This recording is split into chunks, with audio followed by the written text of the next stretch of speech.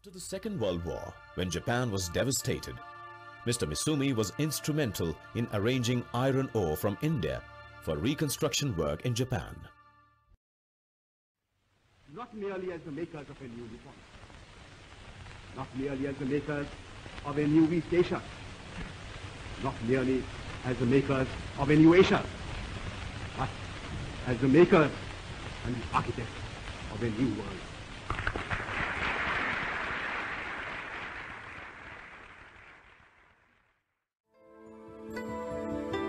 Seldom does one come across a person, especially from a distant land, who is devoted to your country and wants that his country should come closer to yours.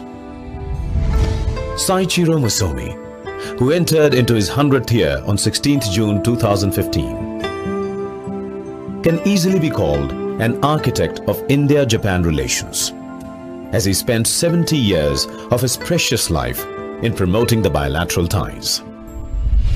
As JIA office bearer, Mr. Misumi considered himself fortunate to have not only met Indian leaders like Pandit Jawaharlal Nehru, Indira Gandhi, Atal Bihari Vajpayee, K.R. Narayanan and I.K. Gujral, but also for having personally known Indian freedom struggle hero Netaji Subhash Chandra Bose.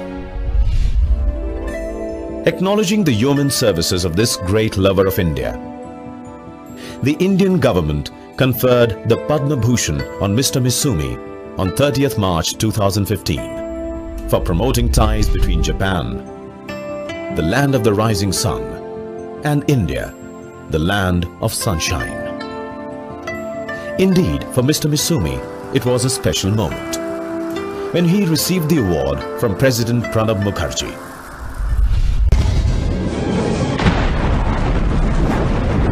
The Second World War broke out soon after Mr. Misumi joined the JIA. As the Great War drew to a close, the JIA was banned by the occupation army, as it had cooperated with the Indian independence movement. Not deterred by the adverse turn of events, Mr. Misumi turned the challenge into an opportunity. He started the India-Japan Economic Promotion Committee. As its executive director, he worked to promote ties with India, which went on to achieve her independence in 1947. Following the signing of the peace treaty between India and Japan in 1952, the JIA regained its original name, and Mr. Misumi became its managing director. After the Second World War, when Japan was devastated, Mr. Misumi was instrumental in arranging iron ore from India for reconstruction work in Japan. In the initial years of his association with JIA, Mr. Misumi was responsible for coordinating with Japanese companies and also for compilation and publication of Business Directory and the JIA newsletter. In addition to promoting person-to-person interactions, Mr. Misumi made painstaking efforts to publish a catalogue every year, introducing to India the various products of Japan. Spending a lifetime on cementing the India-Japan relations, Mr. Misumi was in for a pleasant surprise when one day he found Prime Minister Narendra Modi, about whom he had heard so much, in front of him at an official function. The function was hosted in honor of Prime Minister Modi by the JIA and Japan-India Parliamentary Friendship League. Prime Minister Modi leaned on him and talked to Mr. Misumi, and he too sat silently watching closely. Mr. Misumi recalls that the warmth of that meeting with Mr. Modi reminded him of the warmth with Subhash Chandra Bose, whom he had hugged so close that they could hear each other's heartbeat. お互いに抱き合ってしかもね、もうずいぶん長い間話さない。まあね、やっぱり歴代首相のうちでね、最もインドに日本に理解のある人の一人だなというそういう感じを持ちましたね。I heard that he said that he was reminded of Subhash Chandra Bose when Prime Minister touched him, hugged him. Over there, he of course didn't utter any word. That was the feeling probably he had in his heart, and later on probably he converted that into words. India and Japan have in the past been bound by decultural ties which are about 20 centuries old. In recent times, these cultural relations have been interrupted because of the British domination of India. It is, however, certain that when India is free, these relations will be revived.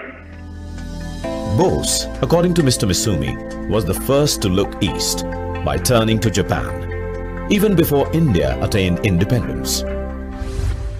Chandra Bose worked very hard for India. Prime Minister Modi is also working very hard. Both have look east policy. It was Mr. Misumi who was instrumental in persuading the Japanese government to invite Bose to Japan.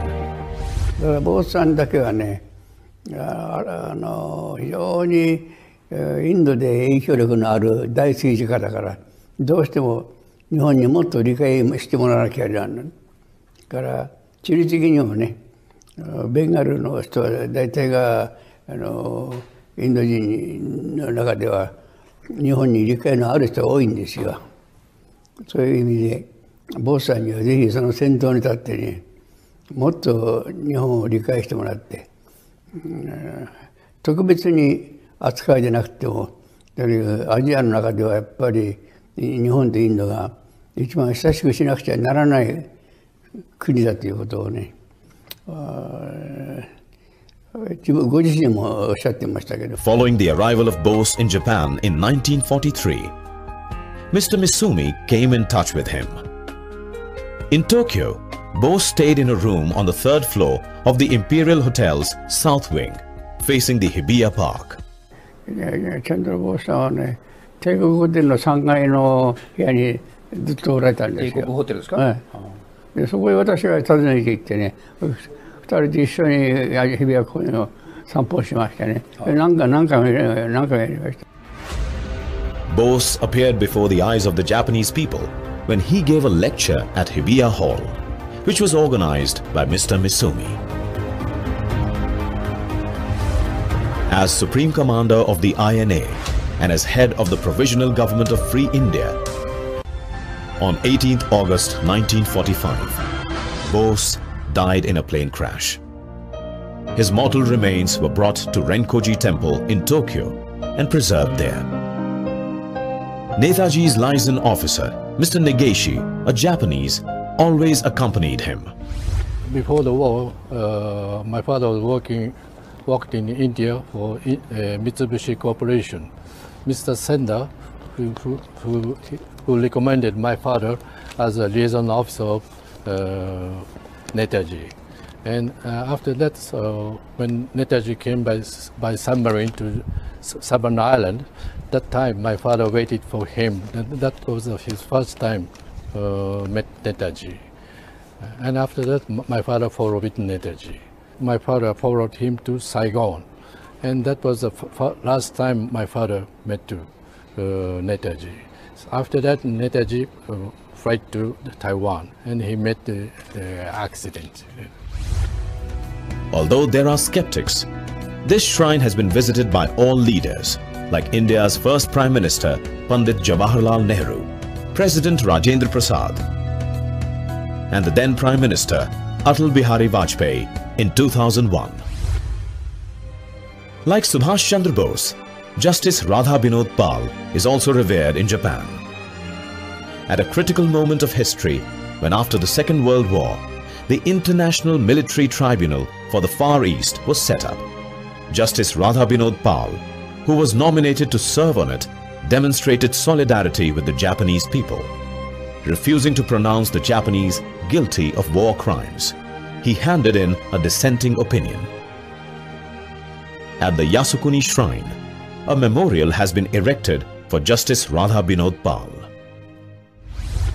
As in the case of Subhash Chandra Bose, Mr. Misumi helped to organize various events during the visit of the then External Affairs Minister Atal Bihari Vajpayee in 1978 and as Prime Minister in 2001. Besides, Mr. Misumi also worked closely when the then Prime Minister Rajiv Gandhi held the Festival of India in Japan in 1988. There is every reason for India and Japan to celebrate the special strategic and global partnership between the two great Asian nations. Thanks to Mr. Misumi for his painstaking efforts in making this possible by spending each day of his long career, spanning nearly a century, on strengthening ties between India and Japan. He is like a godsend to India. He likes India more than Indians. He loved India in the bones, I would say. Even though he has got on in age, he has a very, very clear memory of his association with Subhash Chandra Bose, with Justice Radha Vinod Pal, and has a sweet sense of humor as he relates anecdotes. He would always put his chairman in front, but he was working all the time. He was excited, he was really happy.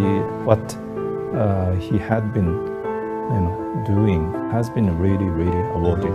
Prime Minister himself met Misumi-san, and after just a couple of months he has also decided to award him. So it's a really great moment for us. He is a sort of legend between Japan and India.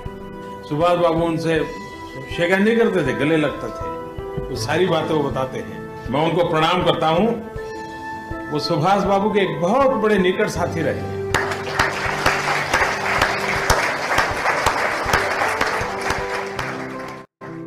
India understands Japan better now. Japan understands India better now. But this is just the beginning.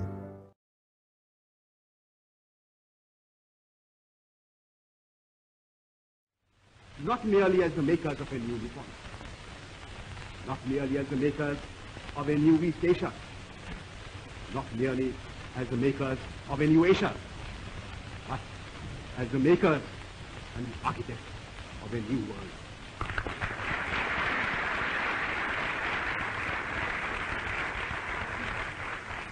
Sisters and brothers of Nippon, allow me first of all to thank you from the bottom of my heart for the exceedingly warm and cordial welcome you have given us this morning.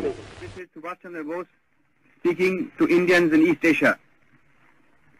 My countrymen in East Asia, while I am in Tokyo, I desire to address a few words to you, and I have no doubt that you will give them due consideration. In the first place, I desire to thank you most heartily for the warm and enthusiastic welcome that you have given me on the occasion of my public appearance in East Asia, and for the assurance that you have given me of your wholehearted support to our efforts to liberate our dear motherland. I feel overwhelmed at this manifestation of your burning patriotism and spirit of sacrifice. I have received numerous telegraphic and postal messages from you direct, while other messages I have read in the press. And all these messages have given me great joy and satisfaction. You know that I am always an optimist. Nevertheless, I must say that the response that I have received has exceeded my fondest expectations. I can only say in reply that I feel proud of you. Since the outbreak of the war in Europe and in East Asia, I have been saying repeatedly that we, the Indian people, could not have wished or even dreamt of a better combination of circumstances for helping us to achieve our liberty. When the world forces are helping us in this way, our task has automatically become very much easier than what it would have been otherwise. This fact should further strengthen our self-confidence and optimism and hearten us considerably in the fight that lies ahead of us. I am overjoyed to see that you have already realized that the responsibility of winning freedom does not rest merely on the shoulders of our countrymen at home. It is but natural that they should bear the brunt of the burden, and they have been doing so already. But at the same time, every Indian, no matter where he may be living at the present time, has a duty towards his country, and he must contribute his due share towards the final victory. I am convinced that India cannot hope to be free until all Indians living abroad perform their duty in this momentous world crisis. Owing to the fact that the tripartite powers have been giving their fullest support to Indian independence, it is comparatively easy for Indians living in Axis countries or in countries controlled by the Axis powers to play their part in the national struggle. Consequently, among those Indians who are now abroad, I expect that Indians living in Axis countries or in countries controlled by the Axis powers will render the maximum service to their motherland. Here in East Asia, you have seen for yourselves how deep is the interest in and sympathy for Indian independence. The readiness of the Imperial Japanese government and nation to render us any assistance in our national struggle that we may need has naturally lightened our task to a considerable degree. Consequently, there can be no possible excuse why any Indian in East Asia should not pull his whole weight in the present struggle. But though the Axis powers and Japan in particular are prepared to help us at any time and have been actually doing so already, the task of liberating India is ours and ours alone. That responsibility we shall not cast on anybody else, because that would be against our national honor. Moreover, we have no right to ask for or expect help from any quarter until we ourselves have first of all done our very utmost. Our countrymen and our sisters and brothers at home have been doing their best in the circumstances in which they are placed. But the enemy is ruthless and desperate, and he is armed to the teeth. Against such a brutal foe, no amount of civil disobedience or of sabotage or of revolutionary terrorism can be of any avail. If therefore we want to expel British power from India, we have to fight the enemy